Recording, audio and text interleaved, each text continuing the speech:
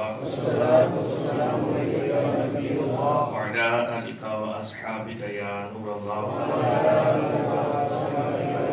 رميت سنة الاعتكاف فرمان مصطفیٰ صلی اللہ تعالیٰ علیہ وآلہ وسلم کہ تم میری ذات پر درود پاک پڑھو، بے شک تمہارا میری ذات پر درود پاک پڑھنا تمہارے گناہوں کے لیے مغفرت بن جائے۔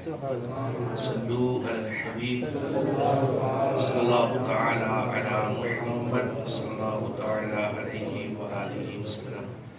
آج کا ہمارا موضوع ہے مسافر کی نماز۔ آج ہمارے اس نماز کورس کا لاسٹ لیکچر ہے، یہ آخری درس ہے۔ کل انشاءاللہ سوالات و جوابات والے معاملات ہوں گے، سوال کیے جائیں گے اور انشاءاللہ اگر بن پڑا تو انشاءاللہ میں اس کا جواب عرض کر دوں گا، نہیں تو نیکسٹ ڈے انشاءاللہ اس کا جواب دے دیا جائے گا۔ اور یہ تھے مختصر وقت 25 دن کا یہ کورس۔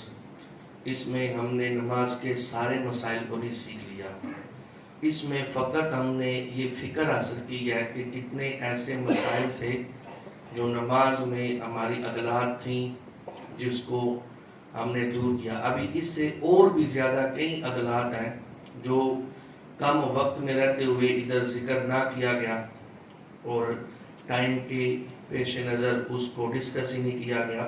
تو بہت زیادہ ایسے مسائل ہیں کہ جس سے ہماری نماز ہونے یا نہ ہونے والے معاملات ہیں۔ تو یہ شرعی احکامات ہیں، یہ خود ساختہ مسائل نہیں بلکہ یہ شریعت کے احکام ہیں۔ اس سے کوئی آگے نہیں بڑھ سکتا کیونکہ اس پر عمل کرنا ضروری ہے۔ جس طرح دیکھیں کہ وتر 3 رکعات ہیں، فجر کے 2 فرض ہیں۔ اگر کوئی کہے کہ میں 4 وتر پڑھ کے زیادہ ثواب کما لوں تو ایسا ہو سکتا ہے؟ اگر کوئی کہے کہ میں آج فجر کے 4 رکعت فرض پڑھوں گا تو آپ یہ بتائیں کہ کیا وہ اس طرح کر سکتا ہے؟ کیوں؟ کیونکہ ایک شریعت کی حد بندی ہے، اس حد میں رہ کر ہم نے کام کرنا ہے، اس حد سے آگے نہیں بڑھنا۔ تلک حدود اللہ، یہ اللہ کی حدود ہے، اللہ کی طرف سے یہ احکامات لاگو ہیں جو ہم نے سماعت کیے۔ اور انشاءاللہ ہم نے یہ سلسلہ اب 25 دن بعد ختم نہیں کرنا بلکہ ہم نے مزید نماز کے مسائل اس کو سمجھنا ہے اور اس پر انشاءاللہ عمل بھی کرنا ہے۔ یہ 25 دنوں میں نماز کے سارے مسائل نہیں سیکھے، فقط فکر حاصل کی ہے، فقط فکر حاصل کی ہے کہ ہماری نمازوں کا کیا حال ہے۔ جنہوں نے ماشاءاللہ اس 25 دن میں 24 دن شرکت کی ہے وہ بھی آپ کے سامنے ہے، اور جو اٹھ کر چلے گئے ہیں وہ بھی جنہوں نے سیکھا وہ بھی آپ کے سامنے ہے، جو نہیں سیکھ سکے وہ بھی آپ کے سامنے ہے۔ تو میں یرید اللہ بہ خیر یفقہہ فی الدین، نبی پاک علیہ السلام نے ارشاد فرمایا کہ اللہ جس سے بھلائی کا ارادہ کرتا ہے اللہ رب العزت اسے دین کی سمجھ بوجھ عطا فرماتا ہے۔ تو یہ اللہ کی رضا والا معاملہ تھا دین سیکھنا۔ اور ایک حدیث پاک کے الفاظ ہے کہ علم دین کی مجلس میں بیٹھنا 1000 رکعت نفل نماز پڑھنے سے افضل ہے۔ نبی پاک علیہ السلام مسجد میں تشریف لائے تو ایک طرف ذکر اللہ کا حلقہ تھا اور دوسری طرف جو ہے لوگ بیٹھ کر علم دین سیکھ رہے تھے۔ تو نبی پاک علیہ السلام نے وہ ذکر اللہ کا حلقہ اس میں جا کر نہیں بیٹھے بلکہ علم دین والے مجلس میں بیٹھ گئے۔ اور آقا علیہ السلام نے ارشاد فرمایا انما بعثت معلما، فرمایا میں اس حلقے میں اس لیے بیٹھا ہوں کہ اللہ نے مجھے بھی ایک استاد بنا کے بھیجا، میں بھی ایک استاد بن کے آیا ہوں اور علم دین سکھا رہا ہوں۔ تو یہ فقط ہم نے ان دنوں فکر حاصل کی ہے۔ آج والے بھی جو ہمارے مسائل ہیں انتہائی اہم ترین ہیں اور سمجھنے والے ہیں، انتہائی اہم۔ عمومی طور پر ہمارے یہ مسائل ہوتے ہیں لیکن ہمارے چونکہ ذہن میں نہیں یہ مسائل اس وجہ سے غلطیاں ہو جاتی ہیں۔ سب سے پہلے ہے مسافر کی نماز۔ اب مسافر کون ہے اور اس کی نماز کیا ہے؟ مسافر شرعی سفر کسے کہتے ہیں اور شرعی مسافر کون ہے؟ جو کوئی بندہ اپنے وطن اصلی سے، وطن اصلی کہتے ہیں وہ جگہ جہاں پر وہ رہتا ہے، جیسے ہم یہاں پر رہتے ہیں تو یہ ہمارا وطن اصلی ہے۔ اگر کوئی بندہ اپنے وطن اصلی سے 92 کلومیٹر 92 کلومیٹر اگر کوئی بندہ اپنے وطن اصلی سے سفر کرتا ہے، اس سے زیادہ سفر کا ارادہ رکھتا ہے اور آگے اس کا جو قیام ہے رکنا وہ 15 دن سے کم ہے.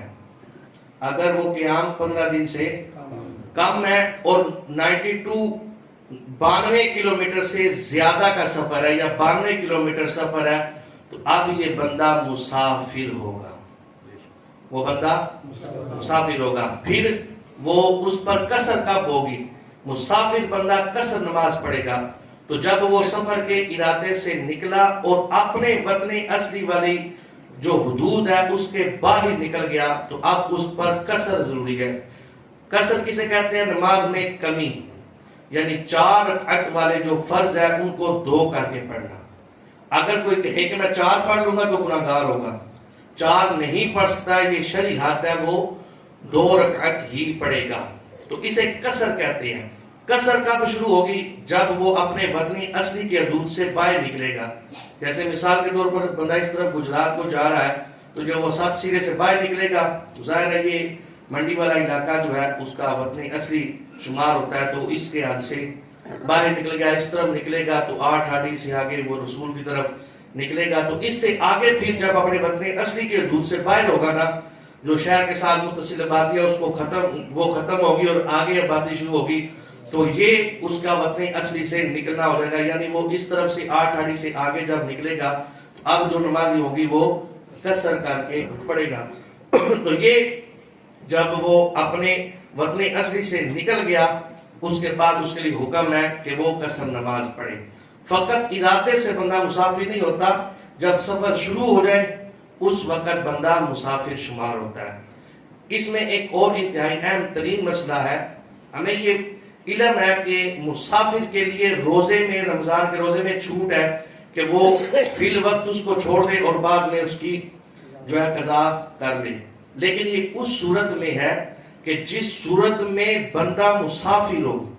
ہمارے یہاں پر عمومی طور پر لوگ نکلتے ہیں سفر کے لیے صبح 7 بجے، 8 بجے، 9 بجے. اب وہ سحری ٹائم مسافر تو نہیں ہے، اس نے فقط ارادہ کیا ہے. تو اب ارادے سے وہ مسافر نہیں ہوا، اب اسے روزہ چھوڑنے کی اجازت نہیں ہے چاہے اس نے جتنا بھی سفر کرنا ہے. اگر تو وہ سحری ٹائم جو ہے وہ نکلا اور سحری کے ٹائم میں ہی وہ شہر کی حد سے باہر ہو گیا، اب وہ بندہ مسافر ہوگا. اس صورت میں روزہ وہ وقتی طور پر چھوڑ سکتا ہے. یعنی اگر مسافر بن جائے گا تو روزہ چھوڑ سکتا ہے. تو اگر فقط ارادہ کیا کہ میں صبح سحری کر کے نکلوں گا، فجر پڑھ کے نکلوں گا، تو اس صورت میں روزہ نہیں چھوڑ سکتا کیونکہ وہ مسافر نہیں. مسافر کے لیے چھوٹ ہے، ارادے سے بندہ مسافر نہیں ہوتا. اس مسئلے کی سمجھ آ گئی؟ تو روزہ اس طرح نہیں چھوڑ سکتے. اگر وہ صبح سحری ٹائم ہی مسافر ہو چکا تھا تو اب ظاہر ہے روزے کا ٹائم تو ختم سحری سے شروع ہوگا نا، تو اب وہ مسافر ہے تو وہ روزہ چھوڑ سکتا ہے اور بعد میں اس کی قضا کرے گا. اس مسئلے کی سمجھ آ گئی؟ پھر اس سے آگے ایک اور مسئلہ سماعت کر لیں کہ بندہ جب مسافر ہے تو اس وقت اگر اس کے پاس ٹائم ہو تو کیا فرض پورے پڑھ سکتا ہے؟ تو یہ بات ذہن میں رکھیے گا کہ فرض پورے نہیں پڑھ سکتا. وہ ظہر کے فرضوں میں بھی قصر کرے گا، عصر کے فرضوں میں بھی قصر کرے گا اور عشاء کے فرضوں میں بھی قصر کرے گا. فجر کے ویسے ہی 2 رکعت جو ہے وہ فرض ہیں اور مغرب کے 3 پورے پڑے گا. وہ ان نمازوں میں قصر کرے گا. اب اگر کوئی بندہ اس میں قصر نہیں کرتا تو اگر تو اس نے 2 رکعت کے بعد قضا کیا اور 4 رکعت اس نے پڑھ لی تو وہ 2 رکعت اس کے فرض ہو جائیں گے اور 2 رکعت اس کے نفل ہوں گے، لیکن بندہ گناہ گار ہوگا. یہ اس صورت میں ہے جب 2 رکعت کے بعد وہ قضا کرے گا. کس صورت میں ہے؟ جب 2 رکعت کے بعد قضا کرے گا. پھر 2 فرض ہوں گے اور 2 نفل ہو جائیں گے، لیکن اس طرح پڑھنے سے بندہ گناہ گار ہوگا. اور اگر اس نے 2 رکعت کے بعد قضا نہیں کیا تو وہ 4 کے 4 اس کے نفل ہو جائیں گے، اس کا فرض ادا نہیں ہوگا. تو شرعی جو بندہ مسافر ہے، اب ایک بندہ اس کا کام یہ ہے کہ وہ گاڑی چلاتا ہے تو ڈیلی اپنے وطن اصلی سے نکلتا ہے تو وہ بھی قصر پڑے گا. کیونکہ ظاہر ہے وہ تو اگر وہ 15 دن کے ارادے سے کم 92 کلومیٹر سے زیادہ سفر کر رہا ہے تو وہ مسافر ہی ہوگا اور قصر ہی پڑے گا. پھر اس سے اگلا مسئلہ، کیا مسافر سنتیں چھوڑ سکتا ہے یا نہیں؟ تو اگر تو وہ حالت حرکت میں ہے، یعنی سفر کر رہا ہے اور وہ نماز پڑھ رہا ہے، تو آپ ظاہر سنتے پڑے گا تو گاڑی چھوٹ جانے کا اندیشہ ہو سکتا ہے یا 100 معاملات ہو سکتے ہیں. تو حالت حرکت میں وہ سنتیں چھوڑ سکتا ہے، لیکن حالت سکون میں وہ سنتیں نہیں چھوڑ سکتا. سنتیں اس نے پوری پڑھنی ہے، سنتوں میں کسر نہیں ہوگی، سنتوں میں کسر نہیں، سنتیں وہ پوری پڑھے گا. حالت سکون میں ہے، جیسے مثال کے طور پر ایک بندہ یہاں سے لاہور کے لیے نکلتا ہے، تو اب وہ لاہور کے لیے نکلا، لاہور پہنچ گیا، تو ایک دن 2 دن اس نے وہاں پر قیام کرنا ہے. ظاہر ہے وہ شرعی مسافر ہے، تو وہاں پر وہ قصر ہی کرے گا. تو اب وہاں پر وہ سکون حالت میں ہے تو وہ سنتے ضرور پڑھے گا، سنتے نہیں پڑھے گا تو گناہگار ہوگا. سمجھ آ رہی بات کی؟ اور اگر حالت حرکت میں ہے، وہ لاہور کا سفر کر رہا ہے، تو اب وہ اس میں جو ہے حضور کی نماز آگے تو حالت حرکت میں ہے، اب وہ فرض کے تو قصر کرے گا، اور سنتے اگر نہیں بھی پڑھے گا تو گناہگار نہیں ہوگا. پھر 92 کلومیٹر یہ ایک سائیڈ کا سفر جو ہے ہوگا تو مسافر شمار ہوگا. یعنی ایک بندہ وہ اسی دن میں گجرات جاتا ہے اور آتا ہے، تو گجرات تقریباً یہاں سے 75 کلومیٹر ہے، اتنا ہی ہے نا، 45 نہیں 75 ہے، 75 ہے تقریباً وہ 75 کلومیٹر یہاں سے گجرات بنتا ہے.